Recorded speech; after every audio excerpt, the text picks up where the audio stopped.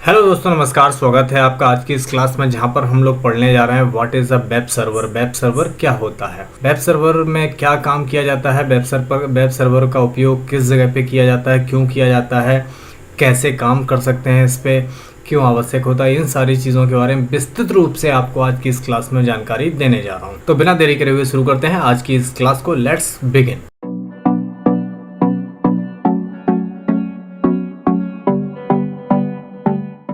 अब यहाँ पे जो मैं आपको बता रहा हूँ उसमें आपके क्वेश्चन भी तैयार हो रहे हैं और उन क्वेश्चन से उनके आंसर भी तैयार हो रहे हैं। तो एक एक पॉइंट मैं डिस्कस करूँगा, एक एक पॉइंट आप लिखते भी जाएंगे, मैं आपको क्वेश्चन भी बताता जाऊँगा और उनके आंसर भी इसी में से आपको निकालने भी होते हैं। अब यहाँ पे वेब सर्वर क्या है, तो लिखा हुआ है वेब सर्वर एक कंप्यूटर होता है जो वेब पेज को स्टोर किए रहता है और यूज़र को वेब पेज एक्सेस करने की अनुमति देता है। अब जैसे हम लोग वेबसाइट देखते हैं ना, जैसे आप google.com, facebook.com, ये जो सारी वेबसाइट्स होती है ना, ये वेबसाइट ऐसा नहीं कि हवा में है, ये वेबसाइट कहीं ना कहीं किसी न किसी ने तो बनाई है, ये तो हमें पता ही हुआ है। लेकिन ये वेबसाइट रखी भी किसी न किसी कंप्यूटर पे रखी रहती हैं, और जिस कंप्यूटर पे ये वेबसाइट रखी हैं उस जगह को हम बोलते हैं वेब सर्वर। ओके, जैसे मैंने अपनी एक वेबसाइट बनाई aptinstitute.in, तो आप लोग उसे खोलते हैं ना, तो वो मेरे कंप्यूटर से आप उस वेबसाइट को एक्सेस करते हैं, तो मेरा कंप्यूटर उस वेबसाइट का वेब सर्वर हो गया जहाँ पे उस वेबसाइट को रखा गया है। और वो वेब सर्वर यूज़र को, यानी हम लोगों को अनुमति देता है कि वहाँ से वो हमारी वेबसाइट को एक्सेस कर सकते हैं। यही लिखा हुआ है, वेब सर्वर एक कंप्यूटर होता है जो वेब पेज को स्टोर किए रहता है। यानी अगर क्वेश्चन आता है कि वेब सर्वर क्या है, तो वेब सर्वर एक कंप्यूटर है जहाँ पर हमारे वेबसाइट के पेजेस स्टोर रहते हैं। ओके, अगर लिखा है दूसरे शब्दों में कहें तो वेब सर्वर एक सॉफ्टवेयर होता है जो यूज़र को वेबसाइट या वेब पेज सर्व करता है। एक तरीके का सॉफ्टवेयर है जिससे हम वेबसाइट को वहाँ से उठा सकते हैं, देख सकते हैं और उस पर काम कर सकते हैं। यह वह कंप्यूटर या सॉफ्टवेयर है जो किसी वेबसाइट या वेब पेज को यूजर तक पहुंचाता है, उसे वेब सर्वर कहते हैं। लिखा है यह वह कंप्यूटर या सॉफ्टवेयर है जो किसी वेबसाइट या वेब पेज तक यूजर को पहुंचाता है, उसे वेब सर्वर कहते हैं। कंप्यूटर या सॉफ्टवेयर कुछ भी हो सकता है। ये वेब सर्वर किसी भी वेब पेज को यूजर तक पहुंचाने के लिए HTTP यानी हाइपरटेक्स्ट ट्रांसफर प्रोटोकॉल का इस्तेमाल करता है। अब जैसे सर्वर में आपको अपनी वेबसाइट दिखाता हूँ। हमारी ये वेबसाइट है HTTP, यहाँ पे लिखा हुआ है https aptinstitute.in। तो यहाँ पे जो .in है ना, .in is the name of server. यहाँ पे इसको हम डोमेन नेम सर्वर बोलते हैं या DNS बोलते हैं। तो ये APT इंस्टीट्यूट जो हमारी वेबसाइट है वो .in के सर्वर पर रखी हुई है, जिसको एक्सेस करने के लिए हमें HTTP प्रोटोकॉल का यूज़ करना पड़ता है, जिसके बारे में प्रोटोकॉल्स के बारे में हम आगे आपको विस्तृत से पढ़ाने वाले हैं। अब आगे देख लेते हैं। लिखा हुआ है कि HTTP के अलावा वेब सर्वर की जानकारी देखने के लिए SMTP और FTP का प्रोटोकॉल का भी यूज़ किया जाता है। अकेला HTTP नहीं, और भी बहुत सारे प्रोटोकॉल हैं जो हम वेबसाइट को, अलग अलग प्रकार की वेबसाइट को देखने के लिए हम अलग अलग प्रोटोकॉल यूज़ करते हैं। मैंने बताया कि इनके बारे में मैं आगे अच्छी तरीके से बताने वाला हूँ।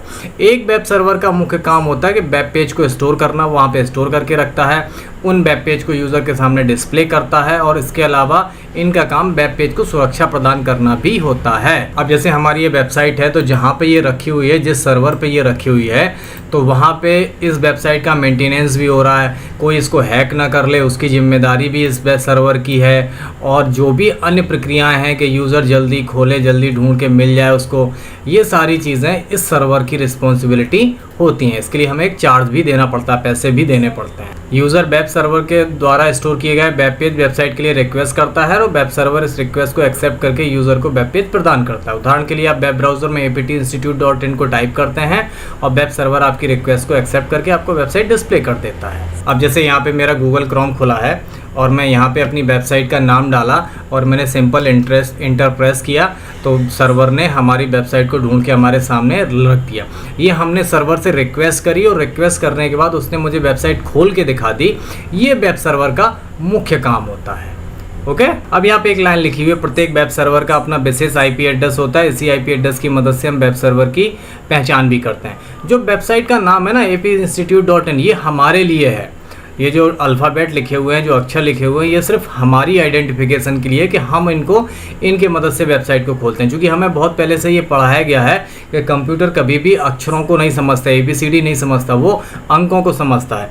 तो वहाँ पे हमारी वेबसाइट को भी उसने अंकों में सेव कर रखा। हमारे सर्वर पे हमारा एड्रेस अंकों में होता है, उसे हम बोलते हैं IP एड्रेस। जैसे मैं आपको दिखा देता हूँ। मैं यहाँ पे जैसे लिखूँ कि what is my IP address. इसे मैं अपना कंप्यूटर का आईपी एड्रेस जैसे चेक करूं तो यहाँ पे देखिए मेरे कंप्यूटर का आईपी एड्रेस बता रहा है, यहाँ पे वो चेकिंग कर रहा है और यहाँ पे आपको ये देखो मेरा आईपी एड्रेस आ गया, लिखा है IPv4 यानी IPv वर्जन 4। ये हमारा आईपी एड्रेस है। इस कंप्यूटर का जो कंप्यूटर में इस समय चला रहा हूँ उसकी जो वेबसाइट है उस पर उसका ये आईपी एड्रेस है। ये आईपी एड्रेस वेबसाइट के नाम की तरह यूनिक होता है पूरी दुनिया में।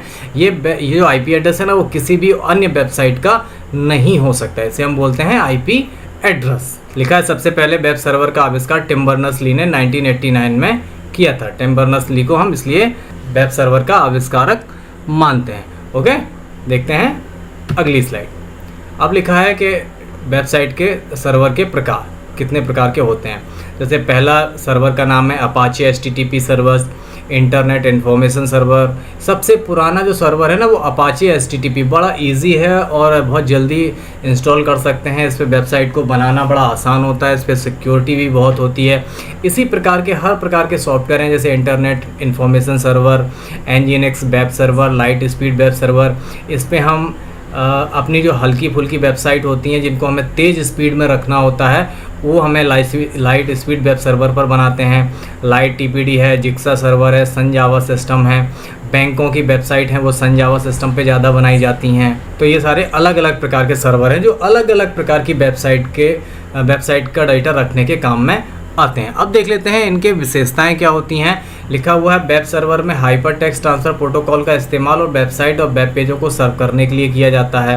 मैं आपको बता चुका हूँ इसमें बहुत सारे प्रोटोकॉल यूज़ होते हैं जिनमें HTTP के अलावा FTP SMTP प्रोटोकॉल का भी इस्तेमाल होता है। ये सारे प्रोटोकॉल हैं, इनके बिना हम वेबसाइट्स नहीं चला सकते हैं। वेब सर्वर में हम डेटा को अपलोड और डाउनलोड कर सकते हैं। जो हम डेटा डाउनलोड करते हैं ना, हम फिल्म या मूवी या म्यूज़िक या फ़ोटो या कुछ भी डाउनलोड करते हैं वो हम वेब सर्वर से ही हमारा डेटा रखा रहता है, वहाँ से हम उठाते हैं या उसी वेब सर्वर पर हम डेटा जब भेजते हैं तो उसे हम अपलोड करना बोलते हैं। और यही वेब सर्वर की जिम्मेदारी होती है कि हमारे वेब पेजों को हैकर से सुरक्षित भी रखता है ताकि कोई हमारी वेबसाइट में छेड़छाड़ ना कर सके। इसके फ़ायदे क्या है? लिखा हुआ है ज़्यादातर वेब सर्वर ओपन सोर्स होते हैं। ओपन सोर्स मतलब जिनके कोड को यूज़र अपनी इच्छा अनुसार बदल सकता है और उस सर्वर को मॉडिफाई कर सकता है। हम उन्हें अपने हिसाब से बदल सकते हैं, अपने हिसाब से उन्हें ढाल सकते हैं। वेब सर्वर फ्री होते हैं जिनका उपयोग करने के लिए यूज़र को पैसे खर्च करने की आवश्यकता नहीं पड़ती है, फ्री में मिल जाता है। वेब सर्वर होस्टिंग को लचीलापन यानी फ्लेक्सिबिलिटी प्रदान करते हैं जिसकी वजह से होस्टिंग नियंत्रित करना आसान। अब ये होस्टिंग पता क्या होती है? जैसे मैंने एक वेबसाइट बनाई थी, आपको वेबसाइट दिखाई मैंने, जैसे मेरी ये वेबसाइट है मैंने दिखाई। अब मुझे इस वेबसाइट में कुछ चेंजेस करना है तो चेंजेस करने के लिए मुझे वेब सर्वर पर जाना पड़ेगा। बस इसी की परमिशन मुझे वेब सर्वर से मिल जाती है। इसी को बोलते हैं ये ओपन सोर्स होता है कि हम इसमें एडिटिंग भी अपने हिसाब से कर सकते हैं। मुझे ब्लैक नहीं चाहिए, हमें कुछ और चाहिए तो उसके लिए हमें नई फ़ोटो लगानी पड़ेगी ना, तो हम वो भी सारी चीज़ें वेब सर्वर के माध्यम से ही करते हैं। फ़ायदे हैं तो नुकसान भी होंगे। लिखा है वेब सर्वर फ्री या सस्ते नहीं होते हैं। कुछ वेब सर्वर काफ़ी महंगे भी होते हैं। जितनी ज़्यादा सिक्योरिटी उतने ज़्यादा वेब सर्वर महंगे होते हैं। कुछ वेब सर्वर में सुरक्षा कम होती है। यदि आप सस्ते वेब सर्वर का उपयोग करेंगे तो डेटा के चोरी होने का खतरा रहता है। जो लोग नहीं कहते हैं भाई वेबसाइट हैक हो गई, तो उनके वेब सर्वर थोड़े सिक्योर नहीं होते हैं। सस्ते में ले लेंगे ना तो सिक्योर नहीं होंगे, या फ्री में ले लेंगे तो सिक्योर नहीं होंगे। भाई सीधा सीधा पता है ना, फ्री की चीज़ कहाँ सिक्योरिटी देगी आपको, है ना। इस वजह से हम लोग जब भी वेबसाइट बनाते हैं तो हम अच्छा सर्वर इस्तेमाल करते हैं कि हमारी वेबसाइट हैक ना हो। वेब सर्वर बिना इंटरनेट के काम नहीं करता, इसलिए बिना इंटरनेट के वेब सर्वर का उपयोग करना मुश्किल हो जाता है। और सभी वेब सर्वर ओपन सोर्स नहीं होते, मतलब सब में आप एडिटिंग वगैरह नहीं कर सकते हैं, है ना। तो उसके लिए आपको पैसे भी खर्च करने होते हैं। तो ये सारी जानकारी थी हमारे वेब सर्वर के बारे में। उम्मीद करता हूँ आपको समझ में आ गया होगा। अगर कोई डाउट है, कुछ चीज़ समझ में नहीं आई, कोई क्लियर नहीं हुआ है तो मुझे कमेंट में ज़रूर बताइएगा। अगले टॉपिक के लिए, प्रोटोकॉल से रिलेटेड चीज़ों के लिए हम अगली क्लास में मिलेंगे आपसे विस्तृत जानकारी के साथ। तब तक अपना ख्याल रखिए। टेक केयर, गुड बाय, जय हिंद।